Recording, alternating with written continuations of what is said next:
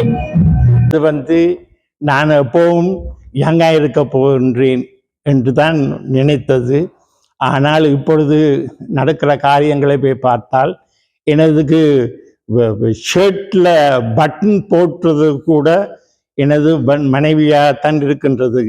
அந்த எங்களை ஒன்றிணைத்தது நித்யானந்த ஞாபகம் இருக்கிறதா? Colombo mail. Colombo mail first experience அவர் மூலமாக ஒன்றிணைந்தோம். அங்கிருந்து ஆரம்பித்த பயணம். இவர்தான் எனக்கு முதலாவது குரு. நிகழ்வு நடக்கும் என்று எனக்கு நான் எதிர்பார்த்தது இல்லை. ஆனால் ஒன்று சொல்ல வேணும், எல்லாரும் என்னை கேட்பது ஹவ் ஆர் யூ. அதற்கு நான் சொல்வது 2 மறுமொழிகள். ஒன்று ஐ ஆம் மேரீட், அடுத்தது வயதுக்கேற்ற சுகம். வயதுக்கேற்ற சுகமாக நான் கருதுவதால் எனது பேச்சிலே கூட வயது காட்டுவதாக நான் அறிகின்றேன், உணர்கின்றேன். அந்த வகையாக பார்க்கும் பொழுது நான் இன்று இங்கு என்னை பற்றி பேசியவர்களுக்கு நான் நன்றி சொல்ல கடமைப்பட்டிருக்கின்றேன். முதலாவதாக அட்லஸ், அதாவது ஆஸ்திரேலியா கலை இலக்கிய சங்கத்திற்கு எனது நன்றிகள். அதனை தொடர்ந்து என்னை பற்றி பேசிய டாக்டர் நோவல், அவரை தொடர்ந்து எனது புத்தகத்தை பற்றி பேசிய டாக்டர் ஷியாமலா நடேசன், அதே நேரத்தில் எனது புத்தகத்தை கூடிய அளவு வாங்கினது இந்த முதியோர் சங்கம், அதாவது கிளென் பேவலி முதியோர் சங்கம் என்று தான் நான் சொல்ல வேண்டும். அதற்கு மேலாக எனது தம்பி ஸ்ரீ அவர்கள் 50 கோப்பிகளை வித்து கொடுத்தார். அந்த பணங்கள் எல்லாத்தையும் என்ன செய்கிறேன்னு சொன்னால், நான் இலங்கைக்கு அனுப்புகின்றேன். 3 பெண் பிள்ளைகளுக்கு நான் ஒரு ஸ்காலர்ஷிப் கொடுத்திருக்கின்றேன். அதாவது யாழ்ப்பாண பல்கலைக்கழகத்திலே ஒரு பெண்ணுக்கும், மற்றது கொழும்பு பல்கலைக்கழகத்திலே 2 பெண்களுக்கும் நான் அவருடைய 4 வருஷ படிப்புக்காக இந்த பணங்கள் எல்லாத்தையும், அதாவது இந்த புத்தகம் விற்று கிடைக்கும் பணத்தை அவர்களுக்கு கொடுத்து கொண்டு இருக்கின்றேன். ஆகையினாலே நீங்கள் எல்லாரும் அந்த புத்தகங்களை வாங்கி திரும்பவும் நீங்கள் ஷியாமலா, டாக்டர் ஷியாமலா சொன்னது போல் நீங்கள் ஒரு கிஃப்டாக கொடுக்கலாம் என்று அந்த புத்தகங்களை நீங்கள் வாங்கி யாருக்காவது கொடுத்தீர்கள் சொன்னால், அந்த அவ விளங்கப்படுத்தின மாதிரி பார்க்கலாம். நீங்கள் இந்த எல்லாத்தையும் ஒரு சின்ன புத்தகத்துக்குள்ள எழுதியிருக்கிறார் என்று, அதனாலே நீங்கள் இந்த புத்தகங்களையும் வாங்கி படிக்க வேண்டும் என்று கேட்டுக்கொள்கின்றேன். அதே நேரத்திலே நான் இலங்கைக்கு போகும் பொழுது அங்கே இருக்கிற, அதாவது மினிஸ்டர் ஆஃப் எஜுகேஷன், அந்த அவரிடம் பேசி 5ஆம் வகுப்பு தொடக்கம் அங்கே அந்த நாங்கள் பேசும் அந்த உணவிலே உள்ள பொருட்கள், அதாவது ரசாயன பொருட்களை பற்றி நாங்கள் அங்கே 5ஆம் வகுப்பு தொடக்கம் படிப்பிக்க வேண்டும் என்று கேட்க நினைக்கின்றேன். அது சரிவரும் என்று நினைக்கின்றேன். ஆகையினாலே அந்த வகையாக பார்க்கும் பொழுது நான் இந்த புத்தகத்தை எல்லாரும் வாங்கி திரும்பவும் வாங்கி இருந்திருந்தாலும் திரும்பவும் வாங்கி அந்த புத்தகங்களை நீங்கள் கிஃப்டாக, அதாவது ஒரு அன்பளிப்பாக கொடுக்கலாம் என்று நினைக்கின்றேன். இந்த நேரத்திலே நாளைக்கு எங்களுடைய 50வது மணநாள். அந்த நேரத்திலே அதை பற்றி பார்க்கும் பொழுது நான் நினைத்தது நான் எப்பவும் யங்காக இருக்க போகின்றேன் என்று தான் நினைத்தது. ஆனால் இப்பொழுது நடக்கிற காரியங்களை போய் பார்த்தால் எனதுக்கு ஷர்ட்டில் பட்டன் போட்டுறது கூட எனது மனைவியாகத்தான் இருக்கின்றது. அந்தவையாக ஒரு உடல் நலம் குன்றி இருப்பதனாலே எனக்கு பிரச்சனையாக இருப்பது ஒன்று. அதே நேரத்தில் என்னுடன் 50 வருடங்கள் நடந்து வந்த ஒரு பெண்ணாக பார்க்கின்றேன். அவருக்குத்தான் எனது இந்த இங்கு பொன்னாடை போத்தினார்கள். அந்த பொன்னாடியை அவருக்குத்தான் கொடுத்திருக்க வேண்டும் என்று நினைக்கின்றேன். ஏனென்று சொன்னால் behind every man there's a woman என்று சொல்வார்கள். அந்த வழியாக பார்க்கும் பொழுது அவருக்குத்தான் பொன்னாடியை கொடுத்திருக்க வேண்டும் என்று நினைக்கின்றேன். என்றாலும் நானும் ஒரு பொன்னாடை கொண்டு வந்த நான் அவருக்கு அதாவது என்னை டொலரேட் பண்றதுக்காக, அதாவது 50 வருடங்களாக she tolerated me even though I have been making mistakes. That is the way life is. So I request my wife now to come and take that பொன்னாடை. அருமை நித்தி அங்கிள் என்று I was really shocked. கிட்டாரை முதலா பழகி ஒரு இசை நிகழ்ச்சிக்கு நான் போறேன். அந்த இசை நிகழ்ச்சியில் என்ன கிட்டார் அடிக்க சொல்லி கேட்டு அந்த எங்களை ஒன்றிணைத்தது மாவனித்தி அந்த ஞாபகம் இருக்கிறதா? கொழும்பு மெயில் ஃபர்ஸ்ட் எக்ஸ்பீரியன்ஸ் அவர் மூலமாக ஒன்றிணைந்தோம். அங்கிருந்து ஆரம்பித்த பயணம். இவர்தான் எனக்கு முதலாவது குரு. என்னுடைய இசை இங்கே வாரிசுன்னு சொன்னீங்க, என்னுடைய டைமும் வருகிறது. அதாவது இப்ப நாங்கள் நேற்று வானவில் ஒரு நிகழ்ச்சிகள் நடத்தினோம். எல்லாம் இங்கு பிறந்து வளர்ந்த பிள்ளைகள் தமிழ் பாடல்கள் பாடுகின்றார்கள். நல்லபடியாக உச்சரித்து தமிழ் அந்த மாதிரி சூப்பர் சிங்கர் காம்படிஷன்ல வர்ற எல்லோருக்கும் ஈடுணையாக அவர் நல்லபடியாக செய்யக்கூடிய நிலைமை இருக்கிறது. அப்படியான ஒரு ஒத்துழைப்பை நாங்கள் அவர்கள் கொடுத்த பாதைதான் எங்களை உருவாக்கியது. அதே போல் நாங்களும் மற்றவர்களை வளர்க்க வேண்டும். அதுதான் நடக்கப் போகின்றது. அதற்கு முக்கிய காரணம் உங்களுக்கு மிகவும் நன்றி. நித்யானந்தா. நன்றி நன்றி நன்றி. மக்கள் கழகம் எம்ஜிஆர் தமிழ்நாடு முதலமைச்சராக இருந்த பொழுது மதுவிலக்கு பிரசாரத்துக்காக அந்த பாடலை தமிழ்நாட்டிலே பட்டி தொட்டி எங்குமே ஒழிக்க செய்தவர்.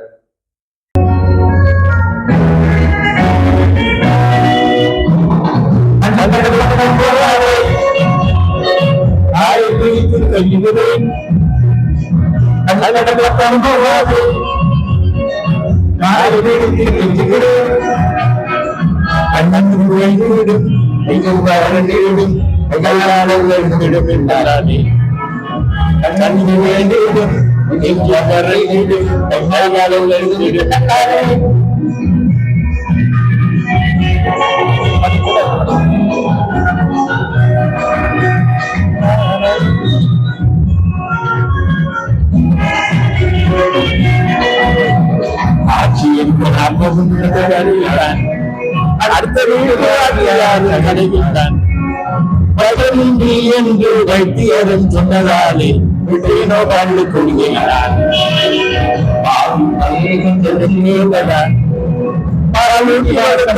தாயடா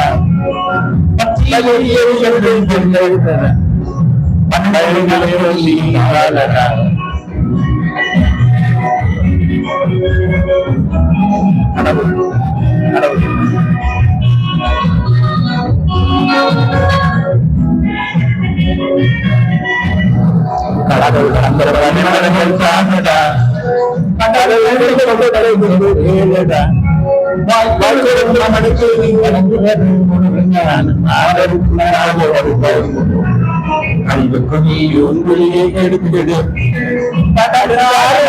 உன்னை மாற்றிடும் கண்டதெல்லாம் மறந்துடும் கடைசிக்கு கடலில் வெளியே கொண்டு போய் சேர்ந்திடும்.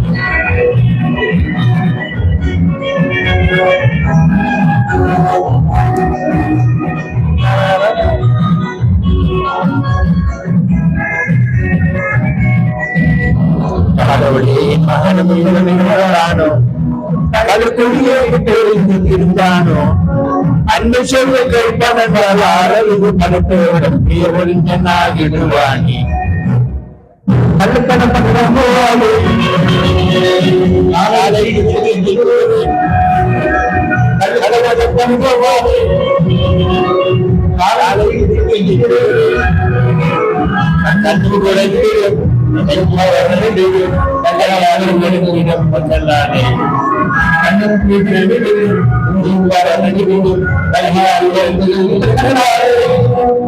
நன்றி நன்றி நன்றி நன்றி.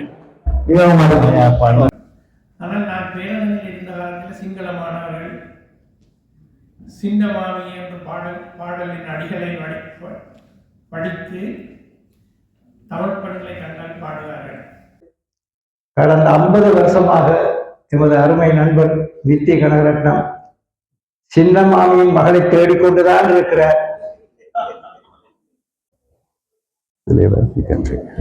ஒரிஜினல் ட்ராக் அதில் இவருடைய பாடல் இதோ.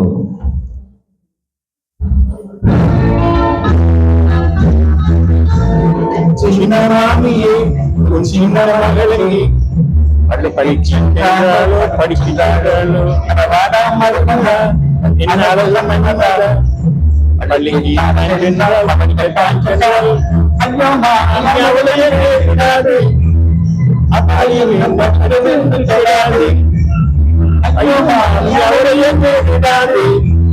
அவளை இன்னும்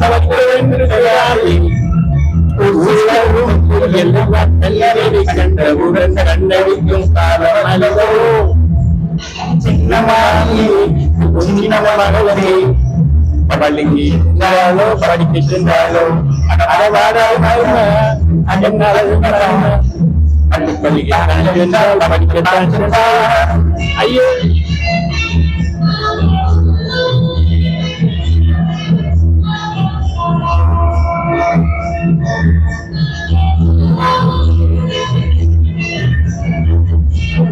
ஐயோ தம்பி அவளை ஒன்றும் சொல்லாது அவள் ஐயோ தம்பி அவளை ஒன்றும் சொல்லாது அவள் அறுபதில்லா பெண் என் மகளை முடிய சின்னமாகி சின்ன மகளே பள்ளிக்கு சென்றாலோ படிக்க சென்றாலோ பள்ளிக்கு தான் சென்றால் படிக்கத்தான் சென்றால்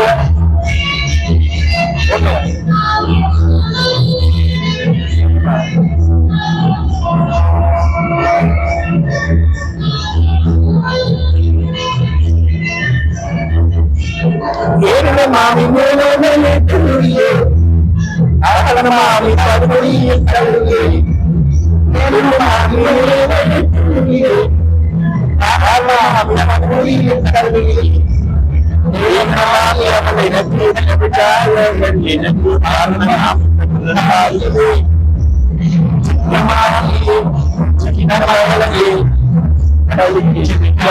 படிக்க சென்றாலோ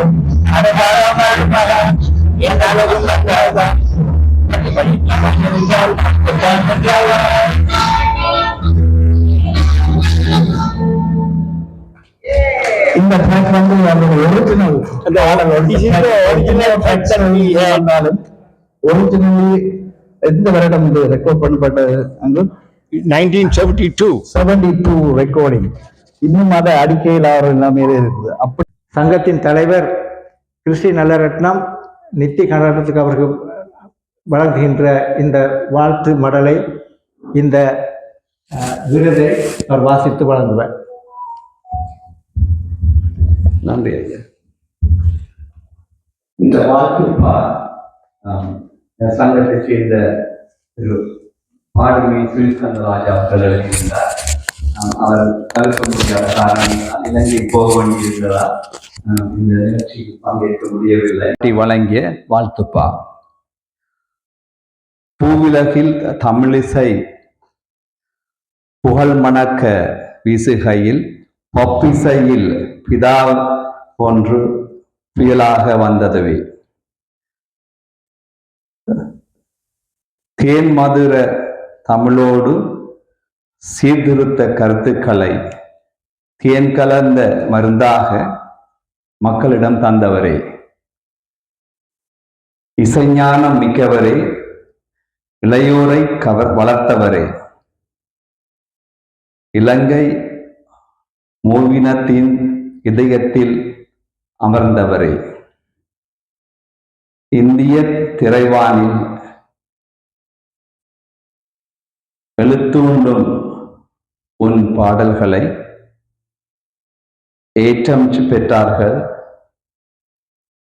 இமயமென நீ உயர்ந்தாய். 60 ஆண்டுகளாய் அயராமல் பாடுகிறாய். 20 இளைஞனாய் இன்னும் ஆடுகிறாய். திறமிகு கலைஞானம் தேசம் சுற்றுகிறாய். தமிழியல் மருத்துவ தகமைகளை பேசுகின்றாய். ஐயா நீ வாழ்க, உந்தன் அயராத பணி வாழ்க. வாழ்க வாழ்க வளமோடு வாழ்க, வாழ்க வாழ்க மனையால் துணையோடு வாழ்க. வாழ்க வாழ்க நலமோடு வாழ்க, வாழ்க பல்லாண்டு வாழ்கவென வாழ்த்துகிறோம். ஆஸ்திரேலிய தமிழ் இலக்கிய கலைச்சங்கம், ஆஸ்திரேலியா.